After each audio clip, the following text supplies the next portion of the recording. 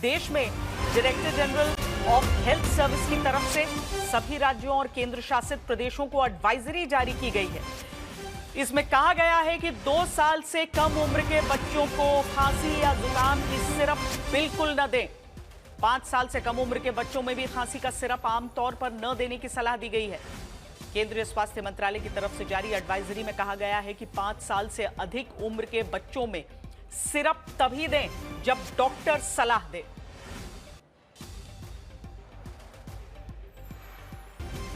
यह एडवाइजरी आज इसीलिए जारी हुई क्योंकि देश के 2 राज्यों मध्य प्रदेश और राजस्थान में खांसी का कफ सिरप पीने के बाद 11 बच्चों की मौत का दावा हुआ।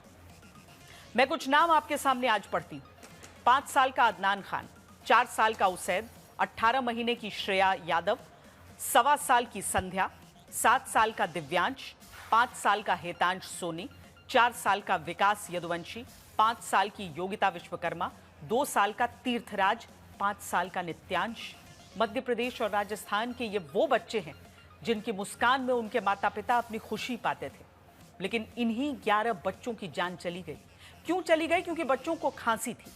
माता पिता राजस्थान में सरकारी स्वास्थ्य केंद्र से और मध्य प्रदेश के छिंदवाड़ा में डॉक्टर के कहने पर दुकान से जो 3 तरह के कफ सिरप लाकर पिलाए, आरोप है उसी कफ सिरप ने 1.5 साल से लेकर 7 साल तक के बच्चों की जान ले ली।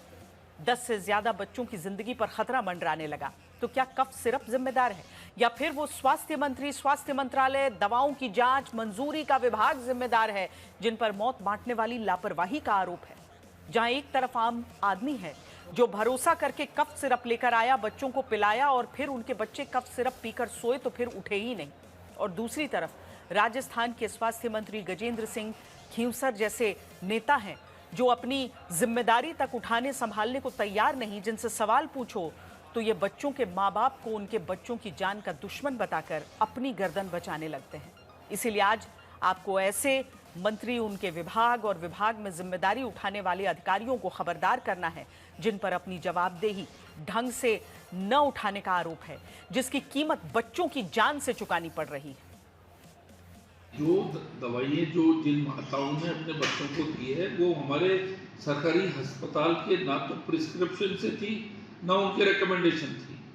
अब कोई भी माँ या कोई भी माँ बाप या कोई भी पेरेंट्स कहीं से दवाई लेके कोई अनप्रिस्क्राइब जाके दे देंगे और उससे ऐसा हादसा हो जाए, इसमें डिपार्टमेंट का कोई रोल नहीं है। इसका ये हमारे डिपार्टमेंट के दायरे से बाहर है। गजेंद्र सिंह खींवसर, राजस्थान के चिकित्सा मंत्री, काश अपने राज्य में मुफ्त सरकारी कफ सिरप पीकर होती, बच्चों की मौत के दावे के बाद अपने गढ़ से निकलकर बाहर आते। निकलते उस चारदीवारी से बाहर जिसके भीतर बैठकर आसान है ये कह देना कि बच्चों की कफ सिरप से मौत का दावा इनके विभाग के दायरे से बाहर। कोई अनप्रिस्क्राइब जाके दे देंगे और उससे ऐसा हादसा हो जाए, इसमें डिपार्टमेंट का कोई रोल नहीं है। ये हमारे डिपार्टमेंट के दायरे से बाहर है। एक झटके में राजस्थान के स्वास्थ्य मंत्री ने भरतपुर में 2 साल के तीर्थराज की बिलखती मां और अपने जिगर के टुकड़े को खोने वाले पिता को ही बच्चे की मौत का जिम्मेदार ठहरा दिया। एक झटके में ही राजस्थान के स्वास्थ्य मंत्री ने अपनी जिम्मेदारी से पल्ला झाड़कर सीकर के 5 साल के नित्यांश के टूट चुके परिवार को ही नित्यांश की जान लेने का कसूरवार बता दिया। क्या राजस्थान के स्वास्थ्य मंत्री गजेंद्र सिंह खींवसर, राजस्थान के स्वास्थ्य निदेशक रवि प्रकाश और राजस्थान के ड्रग कंट्रोलर राजा राम एक दागी दवा कंपनी को बचाने के लिए बच्चों की जान से खिलवाड़ होने दे रहे हैं? लेकिन आप ड्रग कंट्रोलर हैं, जब कंपनियां जब साल्ट ब्लैक लिस्टेड है तो कंपनी ब्लैक लिस्टेड क्यों नहीं हो रही है? सर मैं अधिकृत नहीं हूँ सर। आप ड्रग कंट्रोलर हैं, आपके अंदर है कि ब्लैक लिस्ट होगी नहीं होगी, साल्ट ब्लैक लिस्ट हो करके कंपनियों को क्यों छोड़ रहे हैं आप? सर मैं अभी कुछ भी कहने के लिए अधिकृत नहीं हूँ। राजस्थान का पूरा स्वास्थ्य महकमा, दीवार कहिए या चक्रव्यूह कहिए, बनकर इस कफ सिरप के इर्द गिर्द खड़ा है, जिस सिरप का नाम है डेक्स्ट्रोमेथोर्फन हाइड्रोब्रोमाइड। इस सिरप पर देखिए क्या लिखा है, मुफ्त बांटने के लिए राजस्थान सरकार, सप्लाई नॉट फॉर सेल। यानी ये कफ सिरप राजस्थान सरकार मुफ्त में बांट रही है, जिसे केसंस फार्मा नाम की कंपनी बनाकर राजस्थान सरकार को दे रही थी। अब देखिए, तारीख थी 23 सितंबर। राजस्थान के भरतपुर का 2 साल का तीर्थराज, जिसके घर वाले अब बिलख रहे हैं क्योंकि आरोप है कि भरतपुर के कम्युनिटी हेल्थ सेंटर वायर में बच्चे को खांसी आने पर ले गए, जहां परिवार कहता है कि सरकारी सेंटर से ही डेक्स्ट्रोमेथॉर्फन हाइड्रोब्रोमाइड सिरप दिया गया। इसे पिलाने के बाद बच्चे की तबीयत बिगड़ गई और आरोप है फिर सिरप की वजह से सांसें थम गई। वह सरकारी हॉस्पिटल में उसको दिखाने ले गया। डॉक्टर ने उसको देखा तो उसने दवाई लिख दी, तो मैंने दवाई लेके वहाँ से और घर आ गया। खांसी जुकाम की जो खांसी की दवा दे दी उसके लिए, तो वो मतलब घर पे खाट पर आराम करने सो गया। तो उसके बाद बेहोशी हो गया, मतलब जगह ही नहीं था वो। उसके बाद फिर मैं दोबारा ले गया, दोबारा लेके हॉस्पिटल गया तो डॉक्टर ने मतलब रेफर कर दिया भरतपुर के लिए। भरतपुर से जयपुर के लिए रवाना कर दिया जेके लोन में। वहाँ से खत्म हो गया मेरा। इसी तरह पहले सीकर में 29 सितंबर को दावा है कि खोरी ब्राह्मणन गांव में 5 साल के नित्यांश की जान सरकारी हेल्थ सेंटर से मिले कफ सिरप को पीने के बाद चली गई। फिर वो हल्की सी उसको खांसी थी तो दवाई लेके आए थे चिराना CHC से उसके लिए। अब वो दवाई रात को 9 बजे उसकी मम्मी ने पिला दिया आधा ढक्कन। अब वो आधा ढक्कन पीने के बाद में सो गया। सोने के बाद में उसको 3 बजे चेत हुआ तो पानी 2 घूंट पानी की पिला दी, वो फिर सो गया। फिर 5 बजे सुबह उसको चेत नहीं हुआ, वो बेहोशी हालत में था। तो दादी जी, मम्मी, बुआ जी वो सब गांव के डॉक्टर के पास लेके गए। फिर गांव के डॉक्टर साथ में जाके सिकर गए। सिकर एस के हॉस्पिटल में उसको मृत घोषित कर दिया गया। नित्यांश को खोने के बाद परिवार पर आसमान टूट पड़ा है। बच्चा को यही दवाई दिलाई थी वो डॉक्टर। देख लो, ये गवर्नमेंट हॉस्पिटल से लाई गई दवाई है। कौन से हॉस्पिटल से लेके आए थे? चिराना CHC से दवाई लेके आए थे, बाकायदा गवर्नमेंट की दवाई है। अब ये खांसी की दवा है। अब हम तो ये चाहते कि ये कोई और बच्चा न पिए। इस पे ये कैसी बनी है, क्या बनी है, इससे बचा हमारा बच्चा तो गया आज के दिन। 2 बच्चों की जान गई, बाकी सीकर भरतपुर से लेकर जयपुर तक दावा है। 10 बच्चों को कुछ दिन ICU तक में रहना पड़ा, जब खांसी के इलाज के लिए वो सरकारी हेल्थ सेंटर से मिली डेक्स्ट्रोमेथॉर्फन हाइड्रोब्रोमाइड सिरप पीते हैं।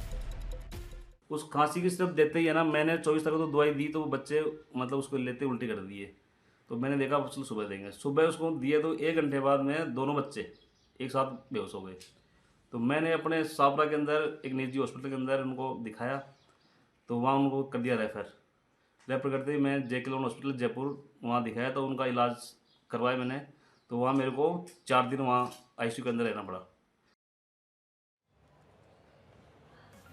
सीकर, भरतपुर और जयपुर में आज तक की पड़ताल के दौरान जिन 2 बच्चों की जान गई और जिनके बच्चों की जान कफ सिरप पीकर खतरे में पड़ी, उन सब का साफ कहना है कि ये कफ सिरप वो सरकारी व्यवस्था केंद्र से लेकर आए।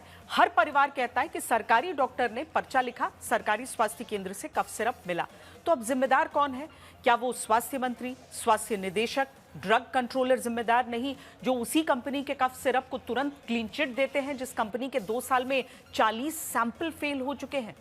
खबरदार करता सवाल है कि क्या एक दागी दवा कंपनी को बचाने के लिए बच्चों की जान से खिलवाड़ होने दे रहे हैं? अब आगे क्या जांच चल रही है? अब जांच में तो हमने जो हमारी दवाइयाँ टेस्ट करा ली है, उसमें कोई प्रॉब्लम नहीं आ रही। फिर भी अभी मैं जयपुर जाऊंगा तो इसकी और मैं जांच करूंगा।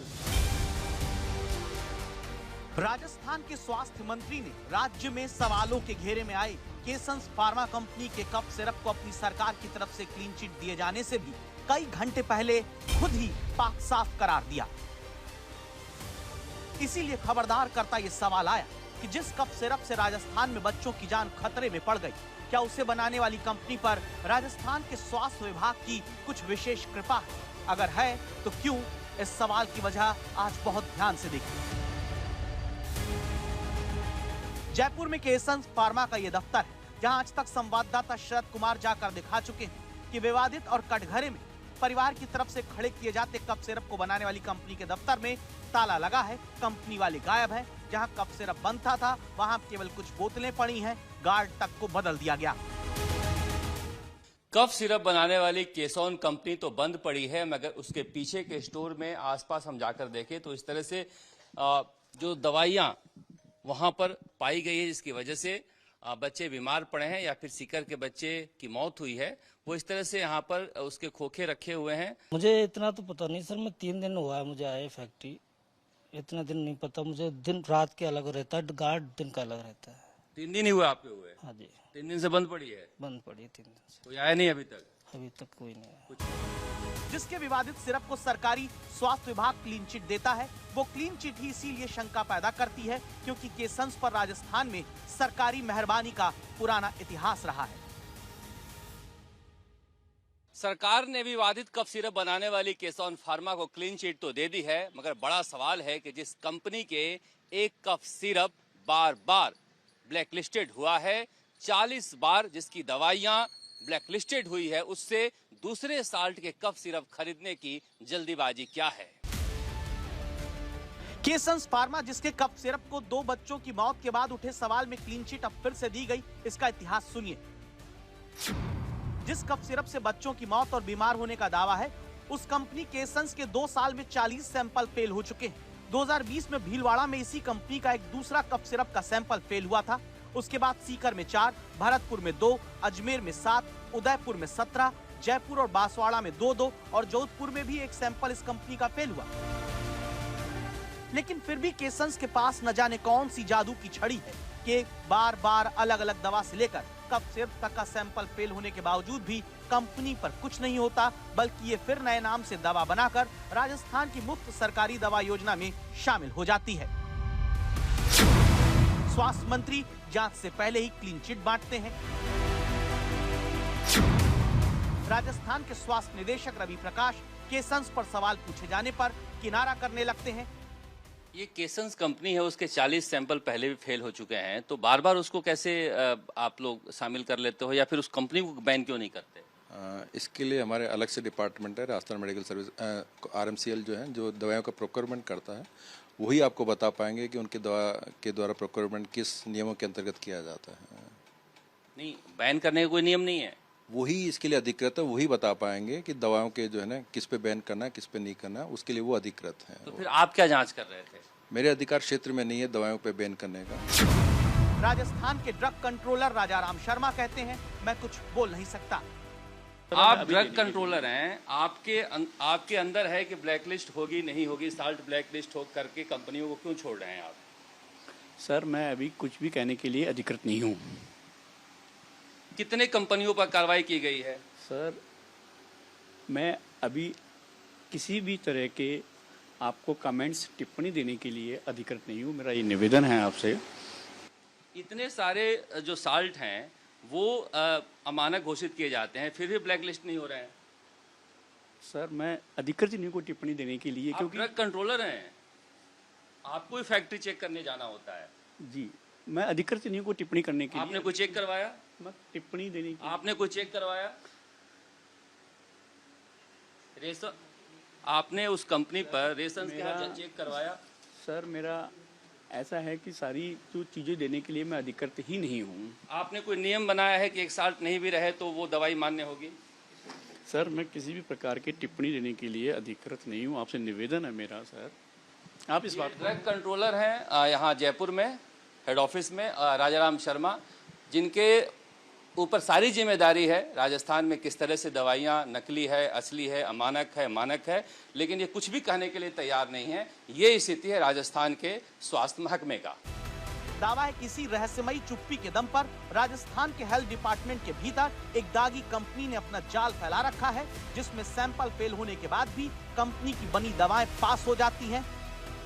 भले बच्चों के घर वाले कहते रहे कि जान इसी कफ सिरप को पीने के बाद गई, लेकिन न स्वास्थ्य मंत्री राजस्थान के मानते हैं न उनका विभाग।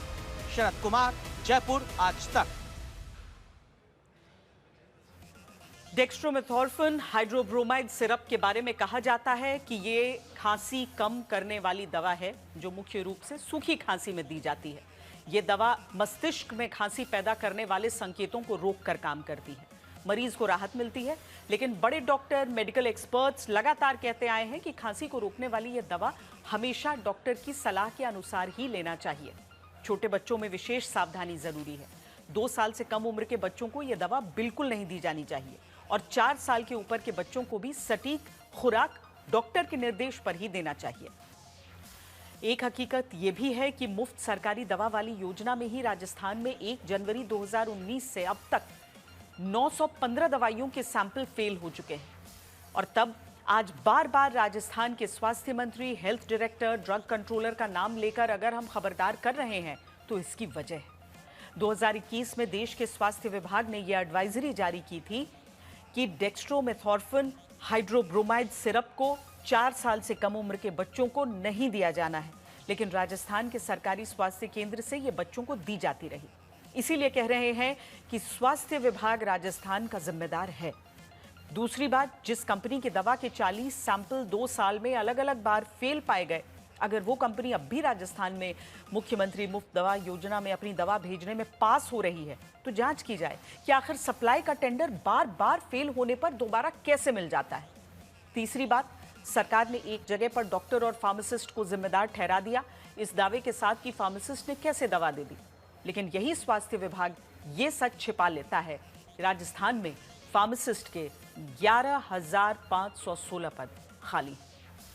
देश में कोई निजी दवाई की दुकान खोलना चाहे तो सरकार बिना फार्मासिस्ट लाइसेंस के दुकान नहीं खोलने देती, लेकिन सरकार के दवा स्टोर्स पर फार्मासिस्ट है ही नहीं और वो दवा हेल्थ विभाग आंख पर पट्टी बांधकर बंटवा दे रहा है, जिससे मौत और बीमारी का दावा परिजन करते हैं।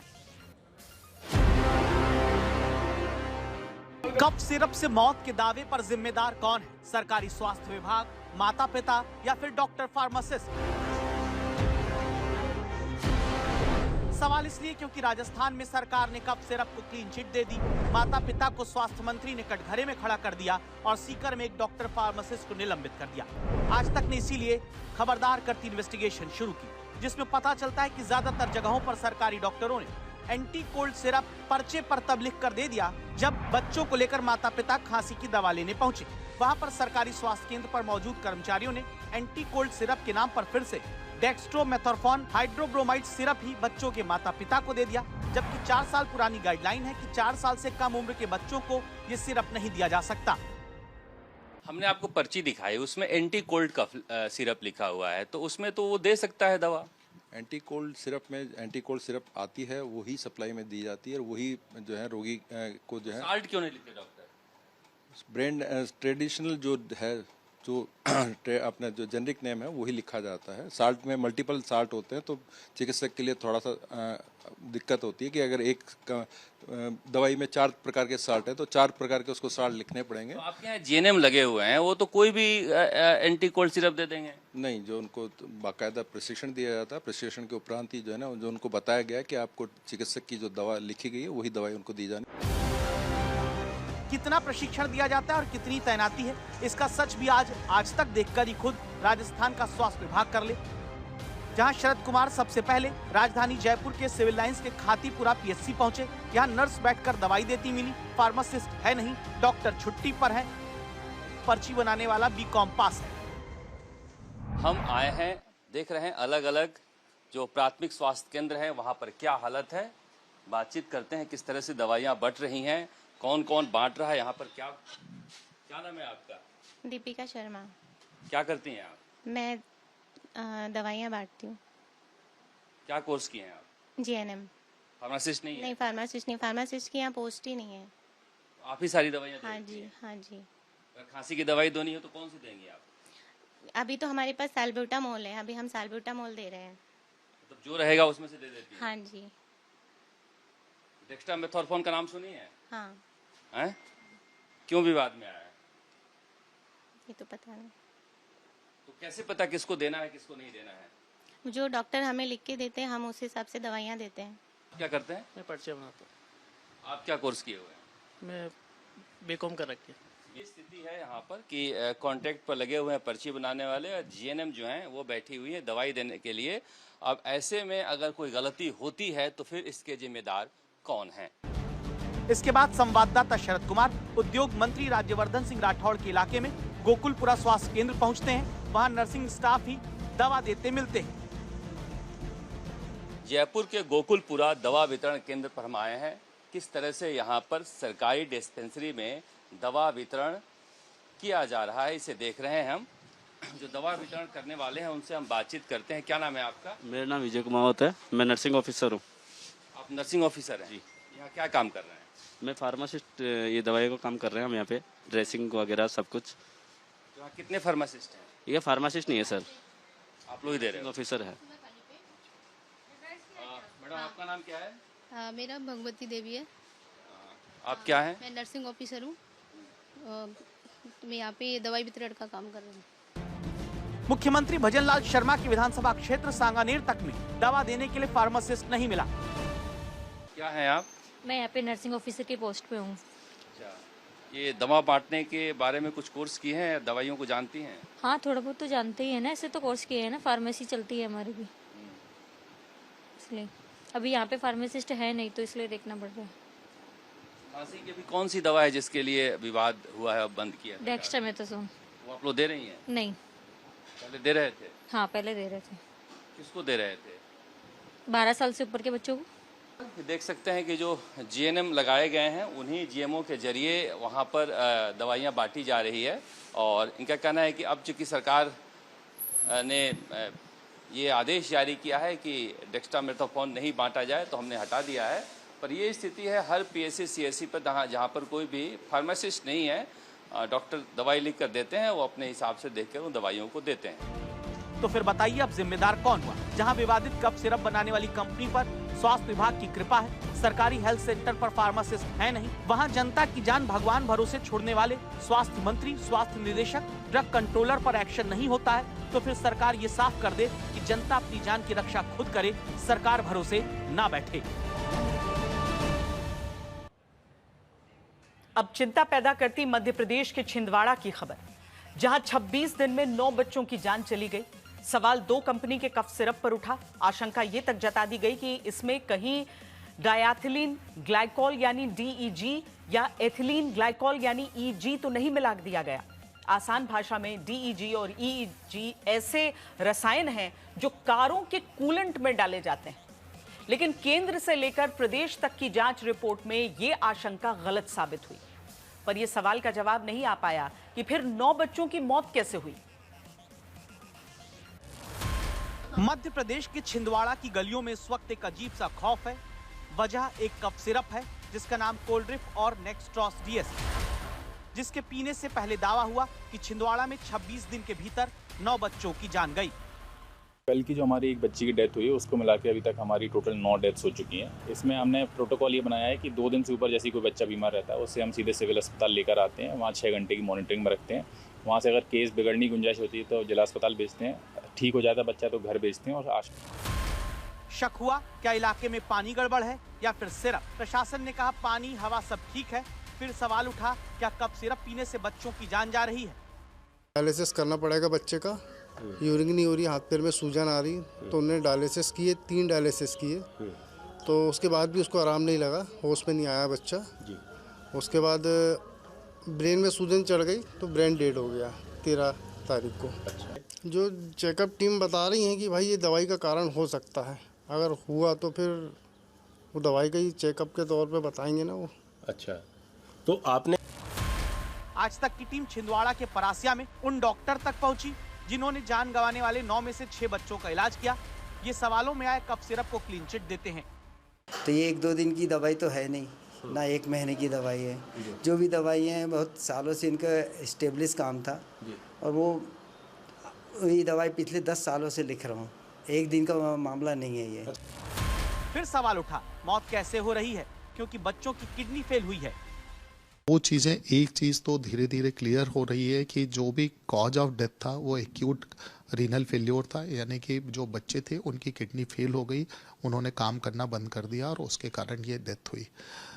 अब जो कफ सिरप सो कॉल्ड ये कहा जा रहा है कि उसके कारण ये डेथ हुई है, उसके सैंपल्स कलेक्ट किए गए हैं और उन सैंपल्स की रिपोर्ट जब तक नहीं आएगी तब तक ये कह पाना बहुत मुश्किल है कि जो टॉक्सिक केमिकल जिसके कारण से एक्यूट रीनल फेल्योर हुआ वो कफ सिरप में ही था या किसी और ड्रग में था या किसी और खाने पीने के सब्सटेंस में था। लेकिन जिस डायथिलीन ग्लाइकोल के मिले होने का डर कफ सिरप में जताया गया, उसे लेकर केंद्र से लेकर प्रदेश तक के स्वास्थ्य मंत्रालय की रिपोर्ट कहती है कोई भी खतरनाक तत्व कफ सिरप में नहीं मिला। जो सैंपल भेजे गए उसकी जांच आई है, रिपोर्ट आई है, उसमें कोई भी इस प्रकार के तत्व नहीं मिले हैं जिसके कारण ये कहा जा सके कि मौत इन दवाइयों के कारण हुई है। लेकिन जो बाकी बची हुई दवाइयाँ हैं, आज उम्मीद है कि शाम तक में उसकी रिपोर्ट आ जाएगी। जब तक उसकी रिपोर्ट नहीं आती है तब तक अभी कुछ भी कहना संभव नहीं है कि ये बात सही है कि बच्चों की मौत हुई है, लेकिन उसका कारण क्या है अभी नीरी और भारत सरकार भी लगातार जो उनके लैब्स हैं वहाँ पर जो सैंपल भेजे गए हैं उसकी रिपोर्ट प्राप्त करने के लिए हम लोग प्रयास कर रहे हैं। मुझे उम्मीद है कि शाम तक इसकी फाइनल रिपोर्ट आएगी, तभी ये समझ में आएगा कि वो कफ सिरप के कारण हुआ है कि अन्य किसी दवाई के कारण हुआ है कि किस वजह से हुआ है। अब सरकार और अफसर जो कहें सच यही है, 30 दिन में मासूमों की मौत जारी है, परिवार टूट रहे हैं और सिस्टम क्लीन चिट तो दे रहा है, लेकिन ये नहीं पता चल पाया कि 9 बच्चों की मौत का जिम्मेदार कौन है। जब तक सच्चाई पूरी नहीं सामने आती, छिंदवाड़ा के गांवों में हर मां अपने बच्चे की खांसी तक से डर रही है। छिंदवाड़ा से पवन शर्मा के साथ रवीश पाल सिंह, भोपाल आज तक।